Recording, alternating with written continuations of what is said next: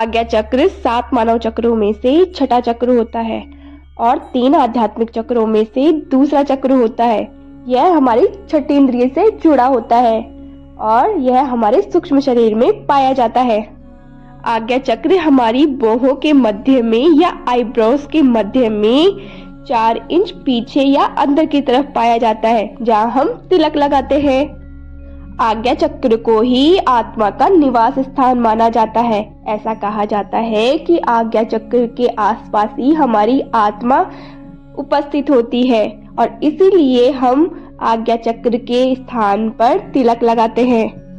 जब हमारा आज्ञा चक्र सही से काम नहीं करता है तो हमारी विजुअलाइजेशन की और इमेजिनेशन की पावर कम होने लगती है, जिससे हम अपने भविष्य को निर्धारित करने में बहुत ही ज़्यादा कंफ्यूज होने लगते हैं और बहुत ही ज़्यादा कॉम्प्लिकेट हो जाते हैं। हम खुद के ऊपर विश्वास नहीं कर पाते और चीज़ों को भौतिक जगत के माध्यम से ही देख पाते हैं। जब हमारा आज्ञा चक्र सही से काम करता है तो हमारी विजुअलाइजेशन की और इमेजिनेशन की पावर बढ़ने लगती है।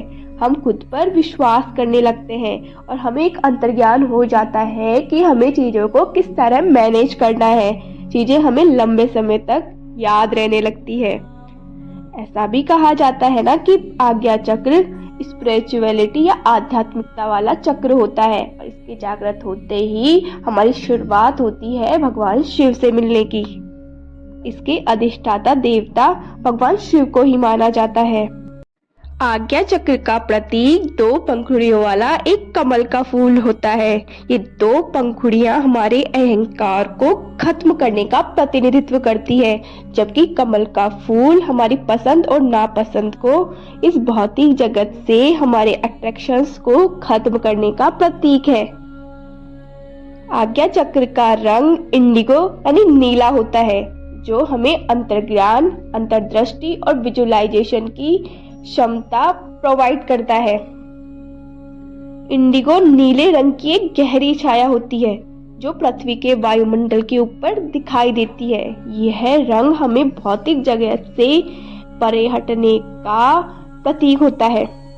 आज्ञा चक्र से जुड़ी हुई ध्वनि या मंत्र ओम होता है और इसके उच्चारण मात्र से ही आज्ञा चक्र को या अजना चक्र को जागृत किया जा सकता है। आज्ञा चक्र को अजना चक्र, थर्ड आई चक्र या तीसरी आंख चक्र भी कहा जाता है।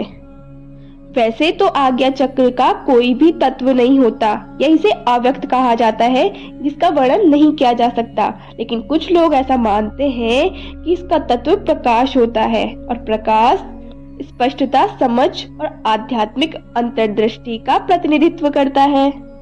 आज्ञा चक्र से जुड़ी हुई मुद्रा हाकिनी मुद्रा होती है, जिसे मन की मुद्रा के रूप में भी जाना जाता है। जब हम मेडिटेशन करते हैं या फिर हमारा ध्यान केंद्रित नहीं हो पाता है तो उस सिचुएशन में हम हाकिनी मुद्रा का प्रयोग करके ध्यान को केंद्रित कर सकते हैं और अपने मेडिटेशन को कंप्लीट कर सकते हैं। इस चक्र के जो गुण होते हैं वो होते हैं एकता, शून्यता, सत्य, चेतना और आनंद। मतलब हम एकजुट मिलकर रहें और खुद को बहुत प्रगति करते हुए भी शून्य माने, क्योंकि हम उस परम शक्ति की ही पावर है। सत्य के साथ चले, हमारी चेतना एकदम प्योर हो और उच्च यानी हमेशा ऊंची बढ़ती रहे और हम हमेशा आनंदित रहे। आज्ञा चक्र से जुड़ी हुई ग्रंथियां होती है पीनियल ग्रंथि और भौतिक शरीर के अंग होते हैं मस्तिष्क, तंत्रिका तंत्र, आंखें, कान और नाक।